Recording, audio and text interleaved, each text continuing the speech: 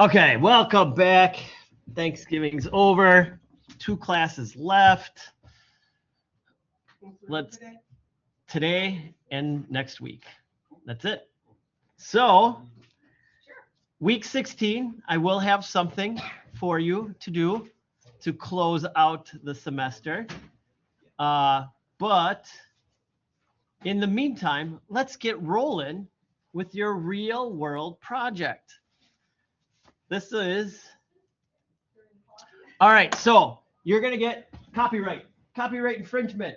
Can't use this, can't use that. People wear logos all the time. People are freely advertising for companies without even knowing it. Here's the problem. You can't do that in photos all the time. If your photos go somewhere to get published, you have to remove all the corporate logos, all the Nikes, all the Adidas, anything. They got to be removed. There's just agreements with advertisers or like say a magazine, if it's a magazine shoot, you got to remove everything. If it's you're shooting for a company, they don't want anything in there. So if they like, it's a blue shirt, but it's got an Izod logo on it, but you like the style of the shirt, somebody's got to go in and remove that little alligator and stuff like that. So it is something that needs to be done. I've had to do it plenty. And we have friends who have to do it, and they're like, oh, yeah, I got logo removals, blah, blah, blah. So I have 3 images for you to look at. I'll download them. Well, there's one. We got to remove all the logos from. So we want the picture of this famous mountain biker, but we can't show any of the logos. So it has to be like a plain racing shirt, pants, and like just this area. You can keep the stuff in the background, just on the main figure. Remove all the logos. I'm not going to do it. You're going to do it. You know all the tools now to anything you've learned from week 1 to now, you can use to remove those logos. So there's 3 images. Here's the second image. These guys. Starts easy in the back because it's all blurry and you can just fuzz those out. You know, you can some of this paint out, and then it gets harder as they get closer.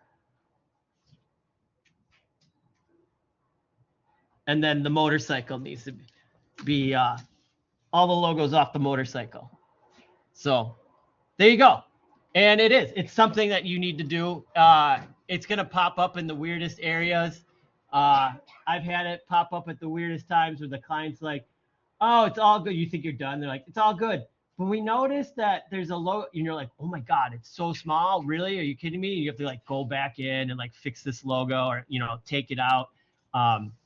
So it's always a pain in the butt. But if you do it all in the beginning, then you don't have to worry about it. So that's your real world project. 3 images, remove the logos. Use whatever tools you have learned, layers, like all of them. Just, I'm not even going to start naming them. Just use what you know. It's a normal kind of job. AI, non-AI, painting, scrubbing, clone stamping. I don't know. There's a billion ways to do it. It's just whatever's best is best. Yes? So what's all the logos on them? All the logos on the subjects. It seems like a lot, but once you start doing it, you're like, oh, boom, that worked. Oh, I'll just do it again. That worked. Oh, that worked. So it goes through. I've seen it done. I've seen many a student accomplish this. So it doesn't take all that long. All right. And yes. Curious if I could, for those of you that are thinking, oh, I'm going to be a photographer, how am I ever going to use this? You will, because you'll do headshots and someone will have, like you said, a Nike shirt or something. Yeah. You have to. No, yeah, all the time. Yeah, even if you're like a photographer, a photographer's photographer, yeah, you're gonna have to take stuff out in the beginning until you get so famous. Then you hire somebody to take it out for you, but that'll be a few years before you can do that. So, all right. So any other questions on the real world? And you guys can always contact me, and like I'm around for questions. But we're getting to the point where this is the assignment. Here you go. You have the tools in your wheelhouse to do it, give it a shot, see what you do. All right. Then we have two more, one advanced technique and one special effects. We'll do advanced techniques. It's halftones. We're going to go through it. It's a little, I went through it yesterday, like did it, rewrote it to make it clear, because we're kind of doing two different effects. And so you're going to be turning in 8 images, but it's just changing one effect and adding a layer, and you'll be like, oh, I get it. It's not really like 8 images, but I have it set on the easy way to do it. Like you change a layer, you export a JPEG, then you change a layer, you export a JPEG, and it goes pretty quickly. So, and it's all about having some fun. So I have mine over here. I'm gonna open up Photoshop. I can give you a preview. These are halftones. Where's my other halftone? So let me take out all the crazies. But this is sort of what you'll be doing. This is what you'll be doing. This is that halftone effect. And you do a color halftone. But I'm going to take you through the steps on how to like create that effect so you can use it, and how to adjust it, how to like manipulate it. I use this every once in a while. I think it's kind of a cool effect. It's a throwback to old style printing. So, but it is not as hard as you think. It's a one-step process, but then I have you do a bunch of things to get it to view it in a bunch of different ways. And now I just realized something. No, never mind. All right, let's get rolling. So I'm going to create a new file. My new file, it's written out as 1920 by 1080 at 72 DPI. I already have a custom one created in that size. You should too, most likely, because you've been working on my projects and I kind of always have it the same size. So, hit create. It's set for a black background. It doesn't matter. I'm going to pull guides because I want to split this in half. And remember, pulling guides is you just grab the ruler. And if the ruler's not showing, go to view and rulers. And if there's a check mark, your rulers are showing. I always have the ruler showing just for anything. Like you should just have that dimensions up there. It just, you never know. Like the client may say like, make sure nothing's more than 1 inch from the edge. Well, if you have your rulers on, you can check it and pull guides. So it's always good to just pull guides. But I'm going to pull one to the middle and it sticks. So I'm going to go slowly. And there's a point where it's like going to be like, it sticks, it jumps, and then I'm going to let go. And I'm going to pull one from the side. And then when it sticks, it lets go. So that's B. Divide the image equally into 4 sections. Make one section black, one section cyan, one section, and one section yellow. So all you have to do is I'm going to make a new layer, and you could call it colors. I don't have all this information in there, but some of this should be coming naturally to you.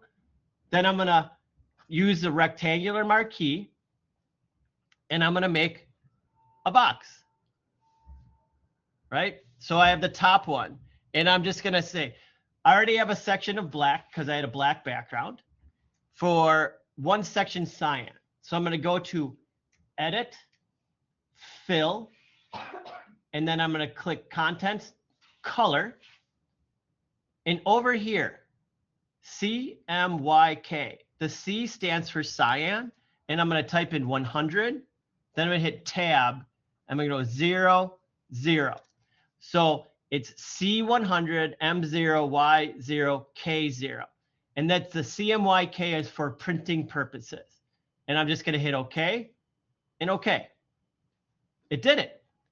All I'm going to do is go down to this farther corner with the same marquee tool.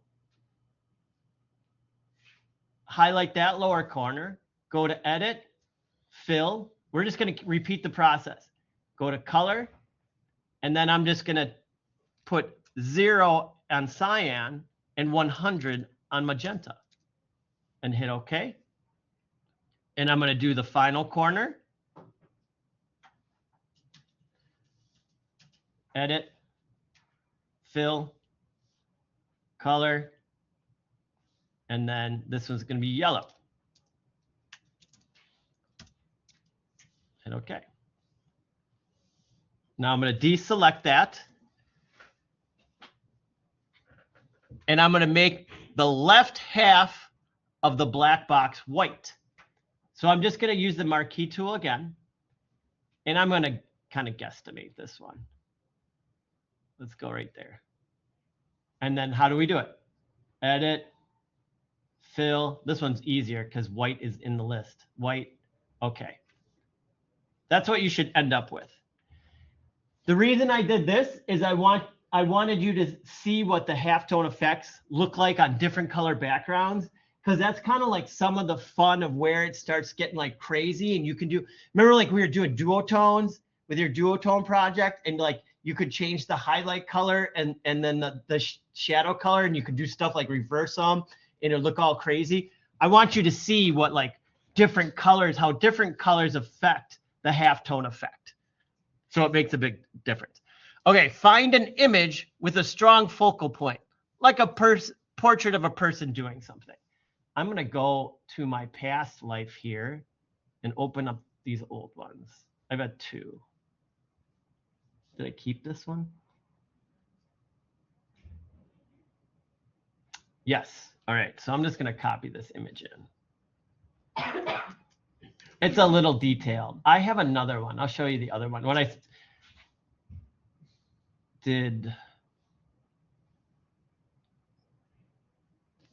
7.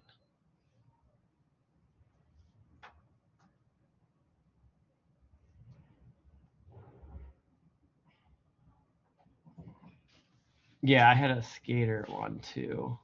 I don't have the original image, so that's why I can't use this one. And then I had a surfer image too. Yes. All extreme sports. All right, so I have an image. I'm going to copy and I'm going to paste it in. Get it centered nicely wherever I want it. Change the size, make it fit. All right. So that's D. Place embed your image into the color grid file. Size the image to make sure the person in the image is nice and big. Just like when I say into the file, I just mean into the working document.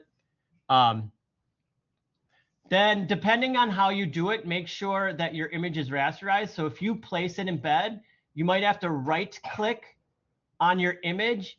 And if rasterize image is there, rasterize the image.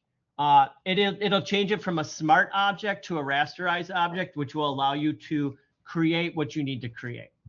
So just double check that it's rasterized. Now we're going to go with the image layer selected. Go to Filter, Pixelate, Color Halftone. Filter, Pixelate, Color Halftone. And then you're going to get this little thing that pops up. So you have variables to play with, and I'm going to describe them a little bit to you. And I'm going to have some of them wrong, just so you know. So max radius 8, that's the size of the circle it's going to create. So if 8 is like a nominal, I don't know why they picked 8. Okay, but you can put in 16, you can put in 24, and you just see what happens. You can go backwards. These channels pertain to like CMYK, and it's the 108, 162, 90, and 45. That's the angle in which the grid is set up for that color. So channel 1 is set up at 108 degrees, whatever that may be. Channel 2 is at 162, channel 3 is at 90, and channel 4 is at 45. So that offsets the dots to help create what an image would look like. So if I just keep this normal, I'm going to hit OK and zoom in. That's what it looks like normal. So you can kind of see, you know, all the dots, and I can go in, and you're going to have to do this later. I'm going to go to Window and Channels. And you see my channels. And I can turn them off to see individual channels. So this is the one that was 90 degrees. That's that channel. This one, as you can see, they're going up this way. You know, it's slightly different angle. And each one, this is the green, because we're working in, this is the red channel. It's RGB. I know I'm mixing up RGB and CMYK. I totally understand that. And then, yeah, this is all of them. So it's RGB. So 3 different channels mixed together. Now, if I go to edit, undo, and I go to filter, this is why I just say, like, play around. Pixelate, color halftone. And if I change, I'm going to do a screenshot so I remember these originals. If I go like 24 on the radius, and I'm going to do like, what if I change my angles to like 45 tab 90 and then 45 tab 90? Let's just see what it does. You get that, which is actually kind of cool. You know, like you can't tell what the picture is, but heck, you just made a really cool, interesting background for something. And it's sort of like a mistake. Like this is where like you start to push parameters of what Photoshop gave you, and you find the Bob Ross happy accidents. Like I wasn't meaning to do that, but look at this. And then if I take that, because this is what we're going to do. This is what I want you to see. I'm going to start putting, look what happens when I start like multiplying it. Look what happens in the background. So like this gives you an idea. If I look at that magenta one, like if somebody asked me to make that pattern, I'd be like, I don't know, how the heck do you do that? But it's like this happy accident that happens. And it's just the weirdness of playing around and trying different things. So I'm going to go backwards though. I'm going to undo. To go back to the halftone. Oh yeah, that's really it. So get a halftone that you like. So filter, pixelate. You just go back and forth a couple times. Like what's 16? So 24 is big. So if I could do 4, or if I do 2, you won't even be able to see it. Oh, 4 is the lowest. Between 4 and 27, I think is it. So this to me looks like crap until this is the weird part. If you start zooming in, it should take off. Oh, I know why. So it's gridding. You see like how you can almost see that grid in there? That's why they have those angles offset, is it destroys that visual of a grid. So I have that. Let's see, give me a second. I took a screenshot of it. So I'm going to put those parameters back in. Edit, undo, filter. Pixelate, color halftone. I'm going to keep it at 4, but it's supposed to be 108, 162, 90. When I say supposed to be, I believe this probably comes directly from like printers from in 1940. You know, like it's just a standard that they devised that like this looks best. So here it is, you know, like now you can't really see a grid pattern. You can kind of see a little pattern, but it's not as irritating as that last one I had where they're lined up perfectly. And then as you zoom in, you can start to see the dots, but because they're small and it's only 72 DPI, they get ruined. So I kind of like, I'm going to try the one more view or edit, undo, filter, pixelate, color halftone. What did I was going to try 16. Hit OK. I want to like it. Let's do 12. Because this is just for playing around and fun.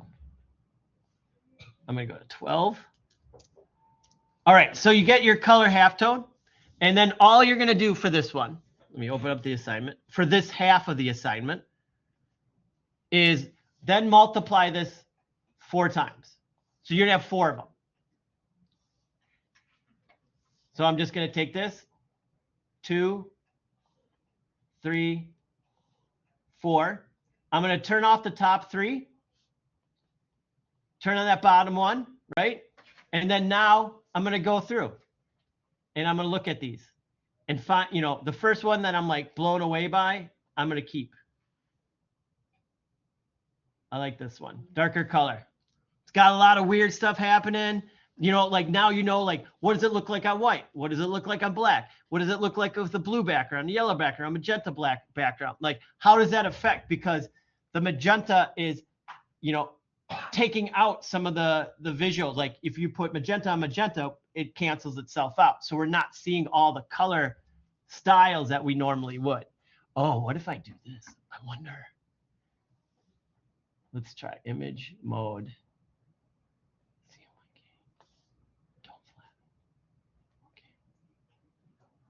Don't do that. It muddies it. All right. So then I have one done. I like it. At this point, before you do the next one, go to File, Export, Export as, JPEG, boom, export. Save it to somewhere you're going to know where it is, like call it the name.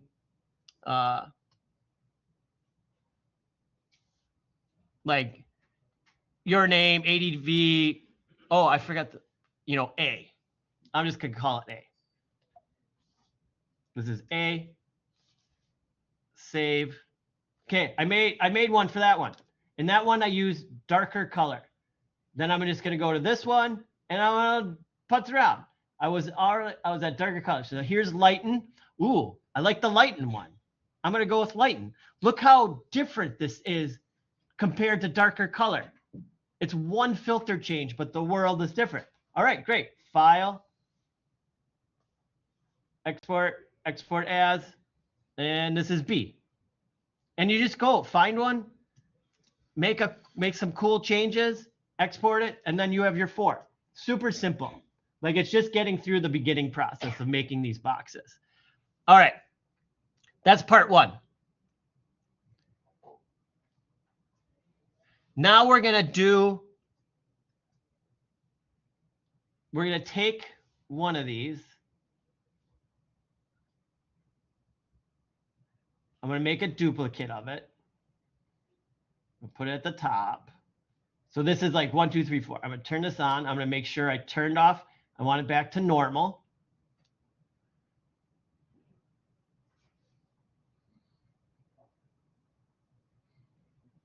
Normal halftone. Okay, now we're going to do something a little bit tricky. I want to select out one of the halftones of all of them. So if you drew the eyeballs, I'm going to pick my favorite. So there's 1, there's 2. I'm going to choose this one. There's 3. Now when you can do that same command click or control click on this. It was just like when we did the fire. When we did the fire and we control clicked and we got only a certain section of the fire, we did red. I was like, control click. So it's actually command click on the apple. I'm going to command click on that. And now it's selecting all of my pixels. Now I'm going to go to select, inverse. Then I'm going to create a new layer. Then I'm going to go to edit, fill black. Edit, fill black.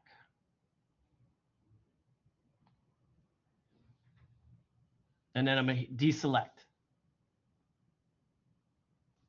I'm going to turn off that layer. I'm going to turn off the color so you can see what I have. So this is what I now have. It's only the black dots from the one layer. Now I'm going to multiply that. I'm going to turn these on, turn on your color grid. And we're going to do 2, 3, 4. And then what we're going to do is almost the same thing. But what I want you to do is I want you to double click to get the effects. It's so big. And then go to color overlay. And I want you to go through these 4 and pick colors and see how the colors affect. So when I start doing stuff like, if I pull it all the way to red, how do they look? What if I do the cyan? Like, how does that affect the look? And I want you to do 4 different color profiles. Pick cool ones, like, oh, you know, oh, I kind of like that greenish gray.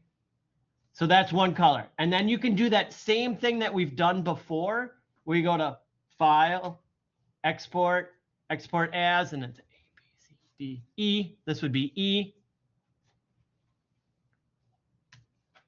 Save. And then go to the next one. Same process. Double click, color overlay, and pick a crazy color. I'm gonna do, oh, orange, bright orange. And then like, that way you can see how it's like working on different color profiles. If you have a smaller dot, you'll see the image better. So then you just go to File. Oop. Okay. File. F. And that's what you just need to do. 4 of one version, 4 of the other version. The setup's the hardest part. Is there any questions? Yes. Not directly about this, but in general, do you keep your classes unlocked so that after this semester, students can go back and say, you know what, I could use this in this class now, but I don't quite remember how Joel did that. Can they still access? I don't, but my YouTube channel is still there. Okay. Yeah, so I leave the YouTube stuff up. I close these out. You might be able, I think like you, I think I set it to a thing where students can access it, but not do anything in it, so that assignments may still be there. But they can access your YouTube link outside of having Yeah, to go, you just type in, having to go to Blackboard. yeah, just type in my name in Okay. YouTube. I'm You guys famous. are, 'cause- I have 6 followers. Aw. What? I think I have like 3. Double that, man. And I'm Double shocked. today. Who would want to watch my lectures that isn't part? So, but yes. So in the, I close it out completely for me to grade. So like the days of final grading, because people just try to, you know, slip stuff in. And I'm like, no. So I completely shut down Blackboard for like 3 days, and then I change its parameters. So. And then going back to the first assignment, do they look patch tool in here? Yeah. Okay. Yeah, it's that stupid image. I can picture the icon for the patch tool. We used it with it was the first lesson, second lesson. With the twins, where I'm like, make a set of twins. To remove the boy, they use the patch tool. Okay. Yeah. All right, any other questions on the half-toning effects? Like I said, it seems way more complicated, and then you're like, oh, once you get to the other part, it's just repeating a process, but changing parameters. So have some fun. I love the half-toning. I use it a lot. I'd use it more if I could, but it gets a little old. I don't know. Let me see real quick. And then we'll do the bokeh effect. Raindrops is what it is.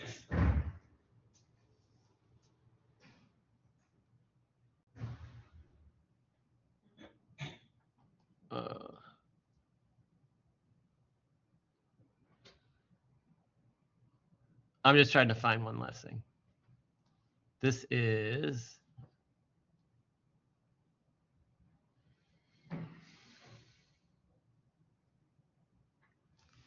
seven.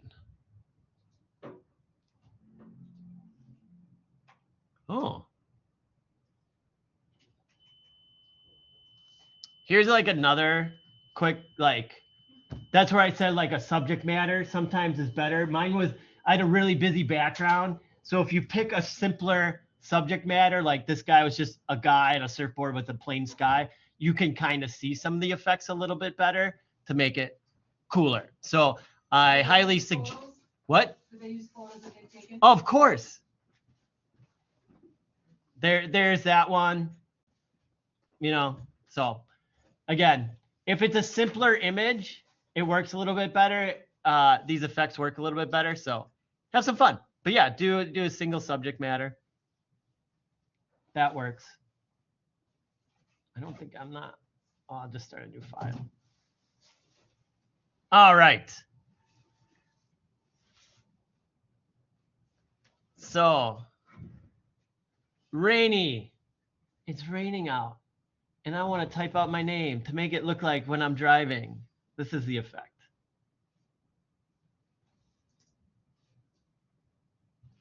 Oh, turn off I don't want the line.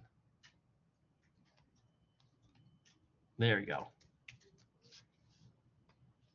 So that's that kind of like nighttime, it's raining on the window, blah, blah, blah. But I'll show you how to do this effect, and then you can play with it and you make your own brush in this one. So, all right. I'm going to follow my assignment. I'm going to create a new document. This one's a different size. File, new. It is 1,000 pixels by 600 pixels, 72 DPI, RGB, black. It doesn't matter. The black background, neutral, whatever. Create. Now I'm going to set. So it says set the foreground color and set the background color. That's these two boxes right here. The one on top is the foreground color. So I'm going to set the foreground color to 271C 2D. And I'm going to set the background color. They're real dark. They're both really dark. So you'll be like, I can't tell the difference. And then the background color to 141416. I'm going to choose a gradient. I'm going to go up to the gradient, classic gradient.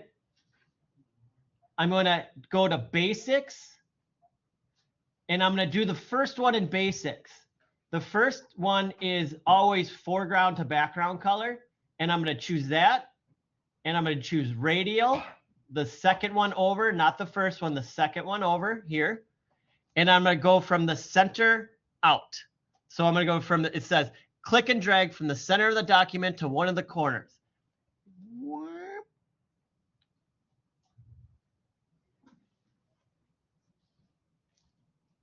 Are these screens that bad?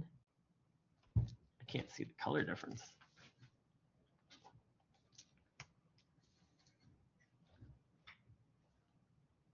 Yeah. Oh. These screens aren't as clear as they should be.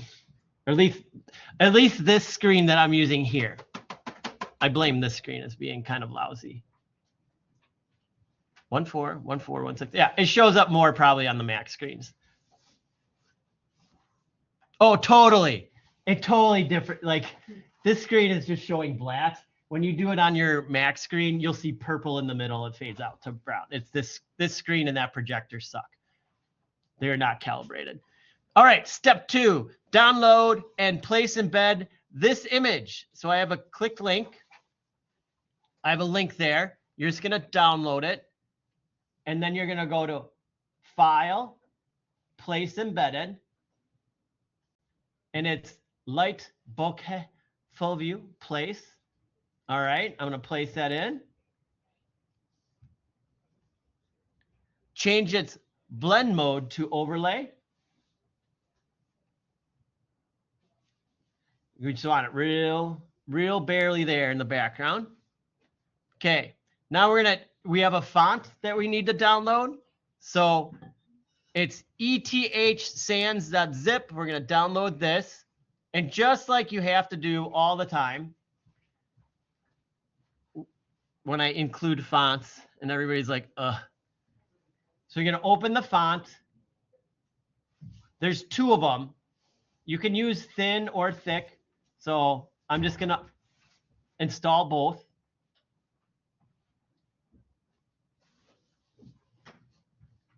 And we've all done this a bunch of times for this course. And it's good to know. Why do you need to know this? Because when you're working with some clients, that client's going to have fonts for their company. Their company uses 3 fonts and 3 fonts only, and they want you to add in the bottom of the photo to say something, and it needs to be in a particular font. You need to know how to load that font in order to type it in. So it is not something you may not do all the time, but you need to know, how do I load a font? As we've known, I'm going to save this and close it. Photoshop doesn't always seem to love loading fonts right away. So I'm going to save my progress.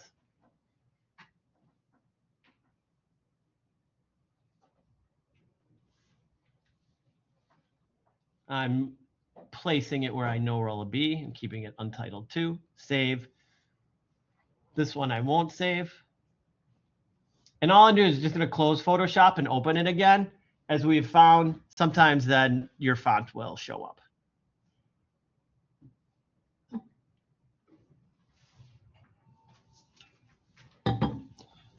And it's right here, Untitled 2. Now I'm going to use the type tool. I'm going to open up the instructions again.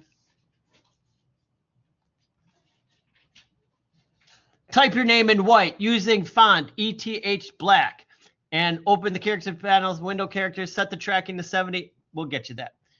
And then I do have in there, remember, you might need to save your document, close, and reopen Photoshop for the font to register. So I'm going to go to my T tool.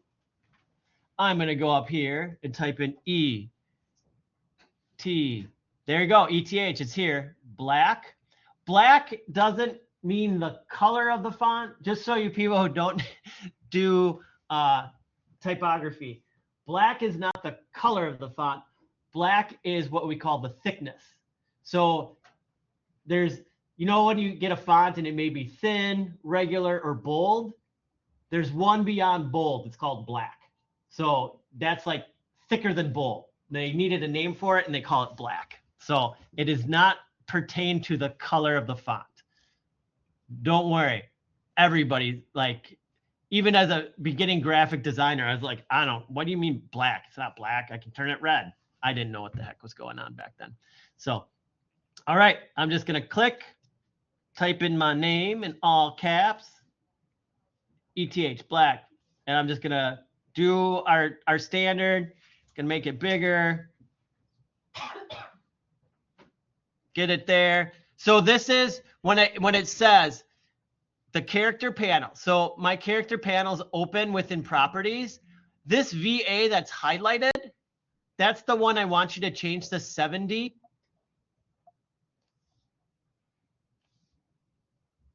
It was bonking at me. And all that does is just opens up the lettering. So it makes it a little bit, it'll look better because we're going to make that brush. And the brush is crazy. All right. That's all we have to do for that. Now it gets a little dynamic. Okay, we're going to pick the brush tool. The brush tool is just the simple one with nothing near it. So if you have like 1,000 brushes, it's just the normal brush tool right there. And we are going to pick the brush tool. We're going to make sure up here, we're going to open the brush panel window, brush settings. Oh, we do need to do that first. I want it does say in the instructions, pick the hard brush. So I want the hardness set to 100. You're going to click on the hard round if you actually wanted to. We just want to start it with the hard round. And then we're going to open up the brush menu. So window, and then brush settings. And just like the other assignments, I have a sheet for you to follow that you download. And you're going to do it just like those layers. So you're just going to follow through and be like, which parameters did I change in which area? And you're just going to go through. And this one, you can kind of see it happen. So in brush shape, brush tip shape, it's the first one. I'm going to type in 25 pixels. Nothing, nothing. Nothing, nothing. 100, and then spacing 95. All right. And if you watch these dots, this is the brush we're creating. So you'll see it slowly change over all of these. So the next one, oh, I'm going to turn off smoothing. Make sure the smoothing is turned on. Next one, shape dynamics. For shape dynamics, we'll start at the top at 45. And again, when you type in these numbers, you'll start to see what happened like to my little dots. Some are getting smaller. And then it's 0, 0, 0, off, off. All right. And then the next one, scattering. We'll start with both axes, 95. Control off, count 1, count jitter 1%, control off. Now you can start to see that those dots are starting to spread out and get a little different. Then we're going to go to color dynamics. And we're going to hit apply per tip. That means every time you touch it, it changes it. Every time you tap it, apply per tip. Doop, doop, doop. I believe that's what it is. We're going to set the foreground background jitter to 100. And then we're going to go 0, 0, 0, 0, 0. Then we're going to go to transfer. And it's going to be 0 off. The flow jitter is going to be set to 100. So that now, as you can see, some of my dots get lighter and some are darker. So it transfers those dots, and that's what that's doing. Oh, and then we want smoothing on. And then the final one, I don't know if it's going to matter. I don't think it really matters if the smoothing is on or not. And then we are going to save it. So to save it, there's a little plus right at the bottom. We're just going to click that plus. This comes up. And we want to make sure include tool settings. And I said, call it bokeh, however you say that word, and hit OK. So now you've created a custom brush. The next step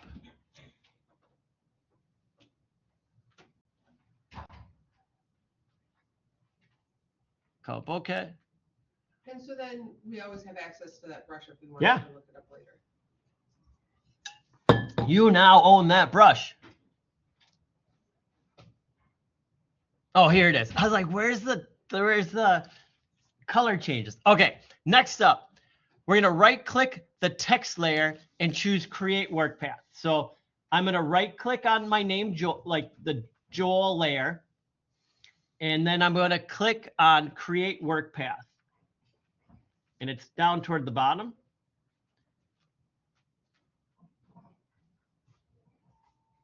Oh, okay. It just busted me on something. So I have to go back to my type tool. I have to highlight my text.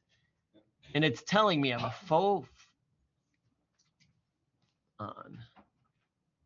What? I've never had this happen. It's usually, this is the faux bold. Black. Auto more. I don't have full bold. The T is underlined under type options, the fifth one. No, that's the underline. Oh. Okay, turn it on, turn it off. Let's see what happens.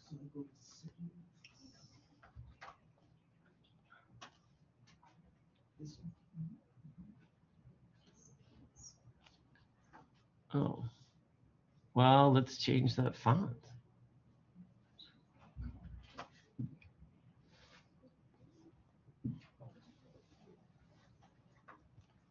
It's not up here.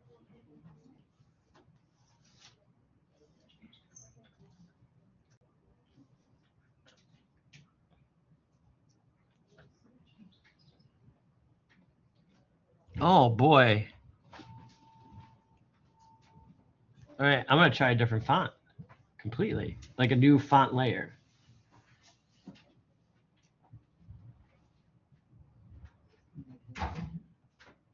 Let's try this.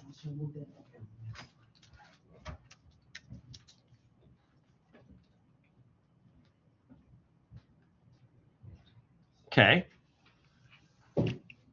Character, normal. Normal. I don't know why this bar is here either.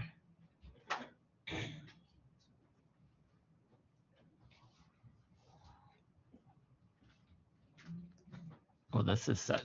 It's not this.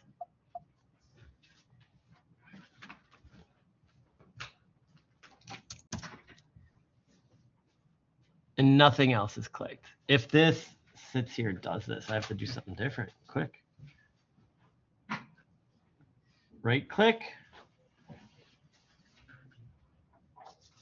No. It does say bold up in the, if you scroll up by type options. Above there. Yeah, you have to like scroll that down so you can see the other options. It does say bold there. No, but that's a proper bold. Huh. Because even if I do regular,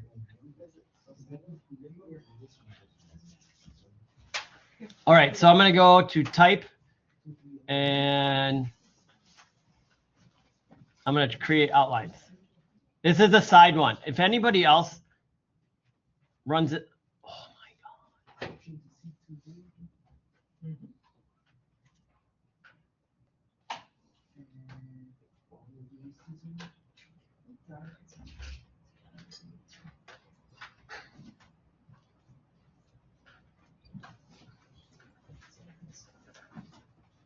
No.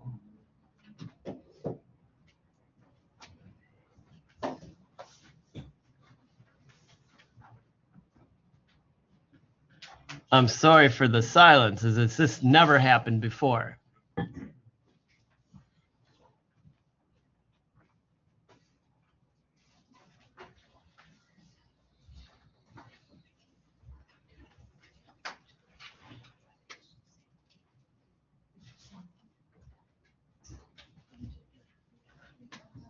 This is-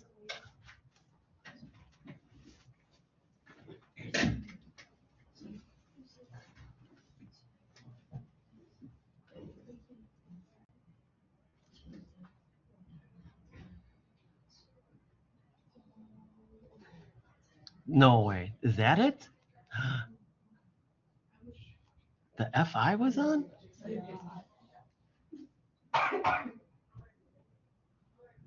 No. None of these are on.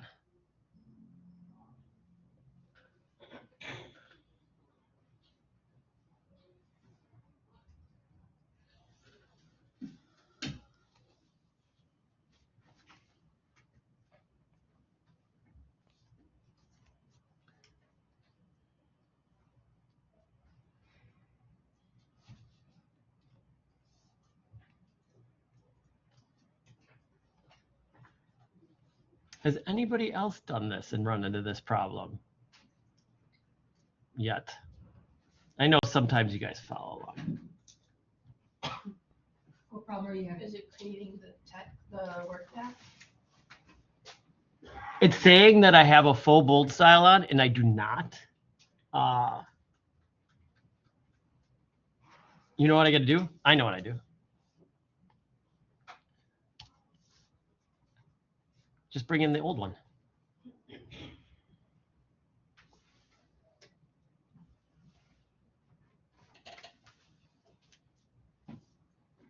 Oh, I want the path. I just want the work path. All right, it should work on your computers. Somebody tell me at some point today if it doesn't. I don't know why. So there we go. All right, just back to normal. So I have my name there, and then I right-clicked on it, and I clicked Create Work Path. Pretend that last 5 minutes of awkward silence wasn't there. All right, so what it did is it just outlined it, and then over here under paths, I have a work path now. And that's what it's going to do is it's going to apply your brush stroke to that work path. But we're also going to play around. So like so we're going to create a new layer now, and I'm going to call it the bokeh. All right, so now I'm on this new empty layer. I'm going to set my foreground color to F06 EAA, and then the background color to 6D, 6 letter D, C FF6. So you get a pink and a blue. I'm going to open the path. I got the path menu open. Right click on there, and I'm just going to hit stroke path. Under stroke path, this box will come up. Choose the brush tool and then simulate pressure. So I'm going to go to brush, simulate pressure, and hit OK. And then I'm going to turn off my light, and then you click off the path. And there's my name in the blurry lights. And then you can. Then I'm going to go, because I always filter blur these things. Blur, Gaussian blur. And I just have it do it to 5, but you can, I noticed I was like, oh, you could do it more, and it's still, as long as it's legible, you can do it a little bit more than 0.05.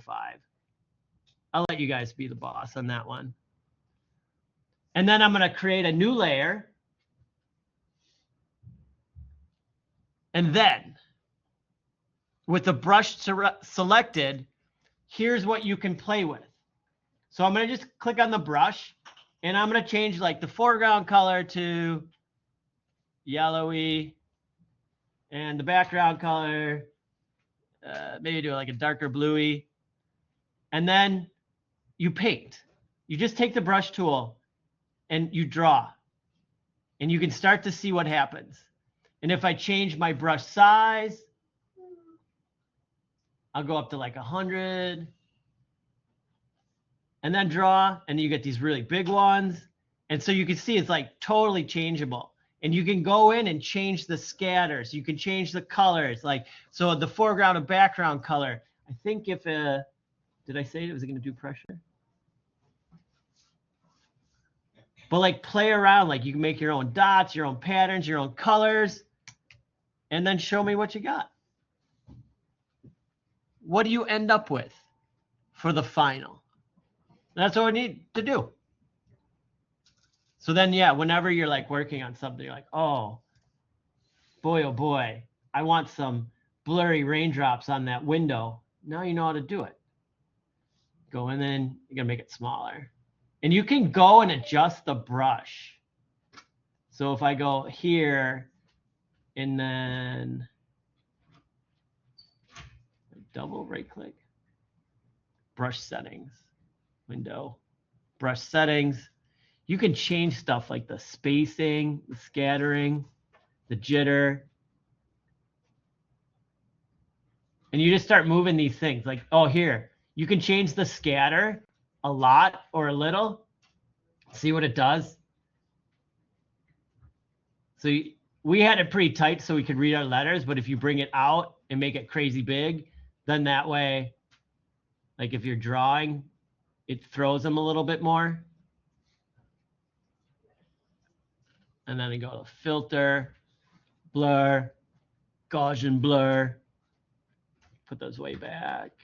I still want the dottiness, but you know what I want? I want less opacity.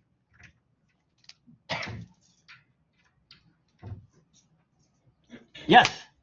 How do you get the path menu to put in the? Right click on the work path. All right, so I'm gonna close out the video.